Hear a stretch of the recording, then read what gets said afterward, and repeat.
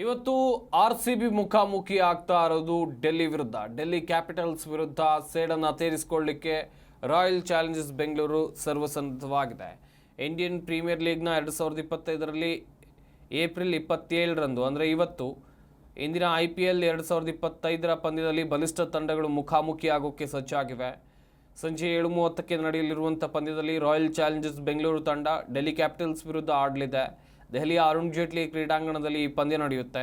ಈ ಪಂದ್ಯದಲ್ಲಿ ವಿರಾಟ್ ಕೊಹ್ಲಿ ಮತ್ತು KL ಎಲ್ಲರ ಗಮನ ಸೆಳೆಯಲಿದ್ದಾರೆ. ಎರಡೂ ತಂಡಗಳು ಪ್ಲೇ ಆಫ್ಗೆ ತಲುಪುವ ಗುರಿಯಲ್ಲಿವೆ.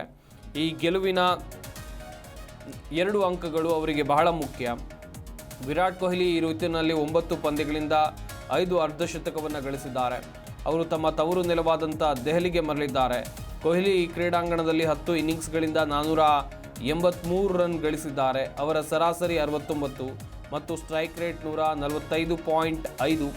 RCBಗೆ ಅವರ ಬ್ಯಾಟಿಂಗ್ ದೊಡ್ಡ ಶಕ್ತಿ. ಇತ್ತ KL ರಾಹುಲ್ DCಗೆ ಒಂದು ಕಡೆಯಲ್ಲಿ ಸಾಕಷ್ಟು ಸಹಾಯವನ್ನು, ಗೆಲುವಿನಲ್ಲಿ ಸಾಕಷ್ಟು ದೊಡ್ಡ ಕೊಡುಗೆಯನ್ನು ಕೊಡ್ತಾ ಇದ್ದಾರೆ.